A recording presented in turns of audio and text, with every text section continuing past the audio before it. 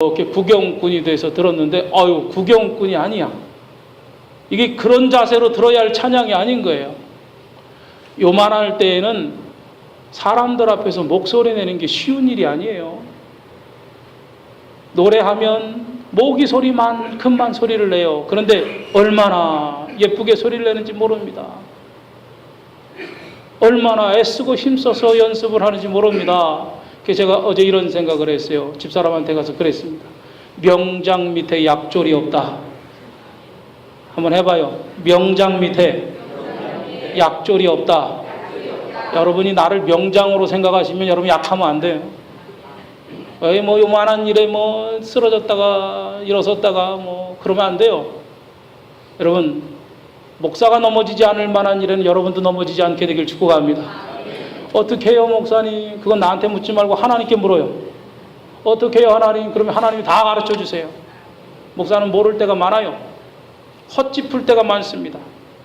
그러니까 여러분 잘 훈련된 사람이 또 잘 훈련된 사람을 만드는 거예요. 저희 아이가 노래를 한 번도 배워본 적이 없이 생짜배기로 갔는데 잘 만들었어요. 그래서 우리는 가족과 같은 관계가 됐습니다. 얼마나 감사한지 모릅니다. 뭐 생긴 것도 가족 같잖아요.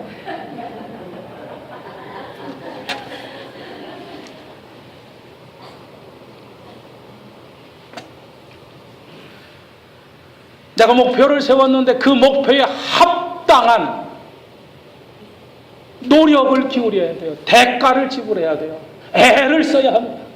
목적은 거창하고 목표가 큰데 노력하지 않습니다. 땀 흘리지 않습니다. 애를 쓰지 않습니다. 하나님 앞에 기도하지 않습니다. 어떤 결과가 예상되십니까? 그러고도 잘 됐다면 그건 하나님의 뜻이 아니에요. 공부하는 게 목표라면 열심히 공부해야 합니다. 돈 버는 게 목적이라면 불철주야 돈을 벌어야 합니다. 여러분, 내가 어떤 목적한 것을 이루기 위해서 그만큼의 노력과 수고가 반드시 뒤따라야 한다는 것. 이건 여러분 불변의 진리예요. 우리 사랑하는 모든 성도들과 학생들이 하나님 앞에 귀한 목적을 세웠으면 그 목적이 이루어지는 순간까지 땀 흘릴 수 있게 되기를 축복합니다. 애를 써야 합니다. 내가 세운 목적이 무엇인지, 얼마나 가치가 있는 것인지, 얼마나 중요하고 소중한 것인지 여기에 대해서 분명한 인식을 해야 합니다. 사람이 실망스러울 때가 언젠가 하면 잘 모르기 때문에, 몰라서 실수하기 때문에, 무지하기 때문이에요. 예수님께서 베드로에게 물으시는 뜻을 제대로 알았다면 베드로가 이런 실수를 하지 않았을 거예요. 오늘 이 본문의 말씀에 베드로와 예수님과 대화합니다. 예수님께서 베드로에게 이렇게 말씀하십니다. 제자들에게 하신 말씀이지요. 모두가 흩어질 것을 말씀하십니다. 오늘 밤에 너희가 다 나를 버리리라. 성경에 기록되어지기를 내가 목자를 치리니 양의 떼가 흩어지리라 하였느니라. 여러분, 지금 제자들을 가장 잘 아는 분이 누구예요? 예수님이죠. 제자들보다 훨씬 더 잘 아는 분이 예수님이에요. 예수님이 하나님이시기 때문에 잘 알지만 3년 반 동안 제자들을 데리고 다니시면서 제자들을 교육하시고 가르치시고 제자들과 함께 생활하시다 보니까 제자들의 사람 됨됨의 면면을 잘 알게 됐어요. 우리가 나 자신을 가장 잘 아는 것 같지만 천만의 말씀이에요. 예수님이 이렇게 보니까 이 사람들이 마지막 결정적인 순간은 다 예수님을 버리고 부인하고 떠나갈 것을 아셨어요. 이 사람들이 지금은 내 곁에 있지만 내가 능력을 행하니까 나를 주님으로 따르지만 그러나 예수님이 붙들리시고 십자가에 죽으시고 그 위험하고 살벌한 분위기가 연출되면 이 제자들이 다 도망갈 것을 아셨어요. 베드로도 예외가 아닙니다. 그래서 예수님 말씀하신 거예요. 너희가 다 나를 버리고 도망갈 것이다. 그랬더니 베드로가 말합니다. 다른 사람은 다 주를 버릴지라도 나는 절대로 주님을 버리지 않겠나이다. 이걸 받아주셨어야 되는데 예수님께서 이 베드로의 대답을 인정하지 않으셨어요. 예수께서 이르시되 내가 진실로 내게 이르노니 오늘 밤, 멀리도 아니에요. 한참 지난 다음도 아니에요. 수년 지난 다음도 아니에요. 바로 오늘 밤 닭 불기 전에 내가 3번 나를 부인하리라 그랬어요. 지혜가 있고 지각이 있고 예수님이 내 모든 걸 아시는 분이라고 생각하면 그럼 주님 어떻게 해야 되겠습니까? 이렇게 물었어야 돼요. 주님이 말씀하신 거니? 그럼 주님은 어떻게 해야 되겠습니까? 내가 주님을 버리지 않으려면 어떻게 해야 되겠습니까? 이렇게 물었어야 되는데 뭐라고 주여 베드로가 말하냐면 주여 내가 주님과 함께 죽을지언정 주님을 부인하지 않겠나이다. 이 사람의 참 어리석음이 여기 있습니다. 사람이 가장 모르는 게 뭐냐면 자기 자신을 몰라요. 자신이 누구인지는 알지만 자신이 어떤 사람인지를 몰라요. 얼마만큼 믿을 만한 사람인지 모릅니다. 자기를 모르니까 여러분 이런 헛된 맹세, 허풍스러운 맹세를 하는 겁니다. 하나님의 뜻을 몰라요. 예수님이 죽으셔야 하는 게 하나님의 뜻입니다. 예수님이 십자가를 지셔야 하는 게 주님의 뜻입니다. 이 뜻을 모릅니다. 그러니까 절대로 이런 일이 주께 미치지 못하게 할 것입니다. 그랬습니다. 사랑하시는 여러분, 무지가 실패를 가져오게 되고 실망을 낳게 되는 거예요. 다른 건 몰라도 하나님의 뜻을 알 수 있는 여러분과 제가 되기를 축원합니다. 너무나 감사하고 다행스러운 건 하나님의 뜻이 여기 성경에 다 담겨 있어요.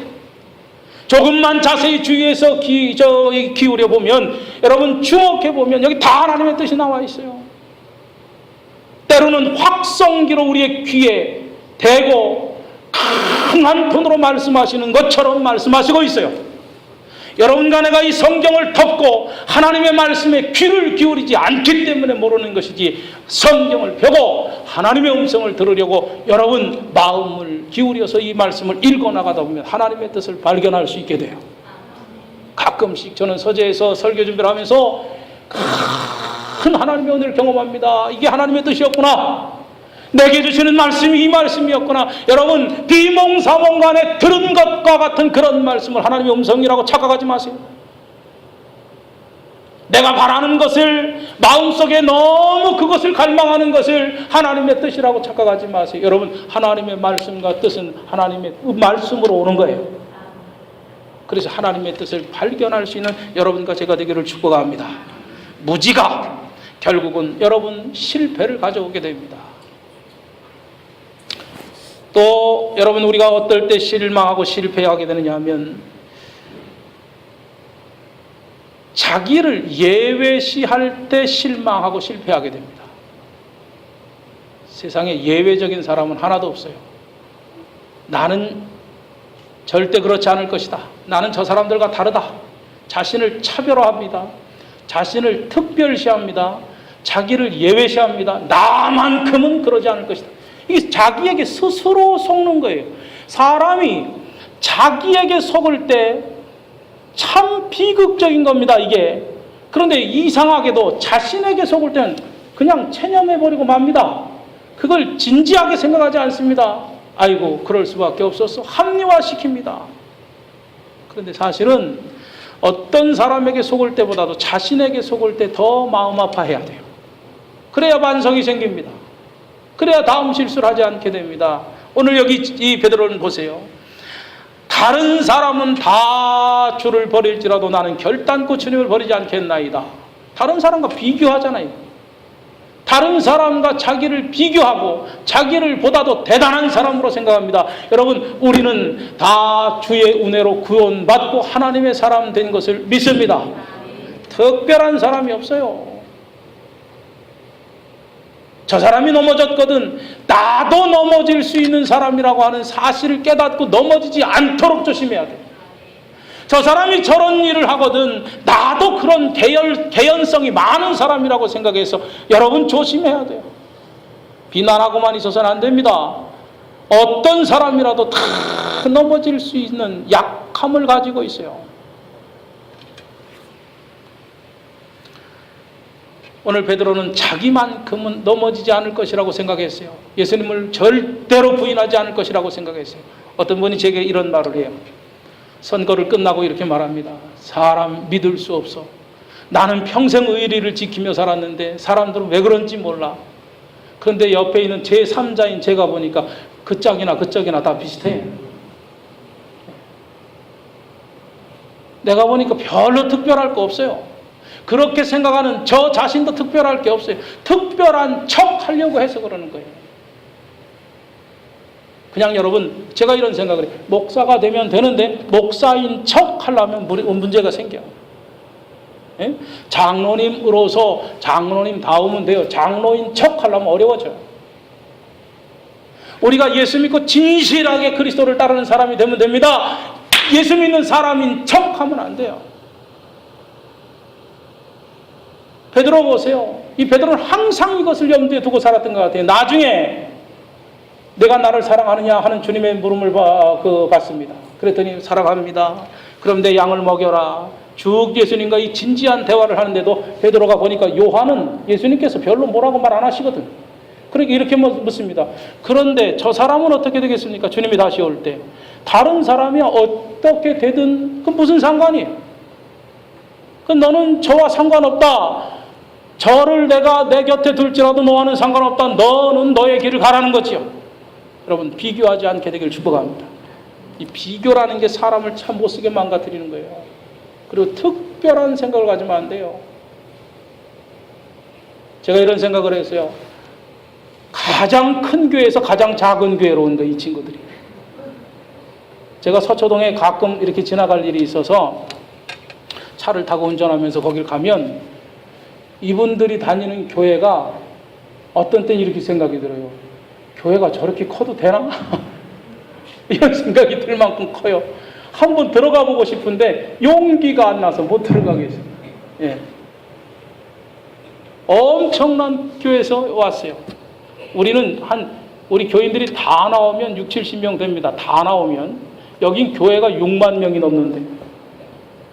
그래서 입이 딱 벌어지죠. 그래서 내가 이분들이 와서 우리 교회에 와서 예배를 드리면 어떤 생각을 가질라나 그런 생각을 했어요. 근데 어떤 센스 있는 학생이 교회를 들어오더니 너무 예뻐요 그러더라고요. 뭘 예쁘긴 뭘 예뻐. 저 조그만 교회에서 왔어야 예쁘다고 그러지. 큰 교회에서 왔는데 뭘 예쁩니까? 내가 홈페이지로 들어가 봤어. 그래서 그 교회를 갔더니 어마무시하더라고. 근데 여러분 보세요. 가장 큰 교회, 거기가 또 서울 무슨 시요? 특별시 아니에요, 특별시. 대한민국에 제일 잘 산다는 곳이 어디예요? 강남이지, 강남. 우린 예산이 올시다. 우린 항상 삽교에 있는 중심교회요. 그러면 사람들이 다 예산 중심교회라고 그래요. 예산서도 떨어진 동네예요, 우리 동네가. 그래도 하나님이 이렇게 함께 만날 수 있는 은혜를 주신 건 너무 감사해요. 어떻게 이 사람들을 만나서 예배를 같이 드릴 수 있겠어요? 이건 다 하나님의 계획하심이에요. 그런데 내가 만나보니까 특별시에 사는 가장 잘 나가는 동네 사람들이 너무 인사성이 밝고 내가 귀하면 다운 내년에도 또 오라고 하고 싶어요. 만날 때마다 인사해. 볼 때마다 방금 전에 1층에서 봤는데 2층에서 또 만났는데 또 인사해. 그래 여러분 훈련이 잘 됐어요. 부모님들이 훌륭해요. 교회가 참 훌륭한 교회라고 생각합니다. 난 이렇게 인사성이 밝은 학생들을 잘 못 봤어요. 우리 교회 여러 교회가 수련을 와봤지만 이렇게 보고서 그냥 지나가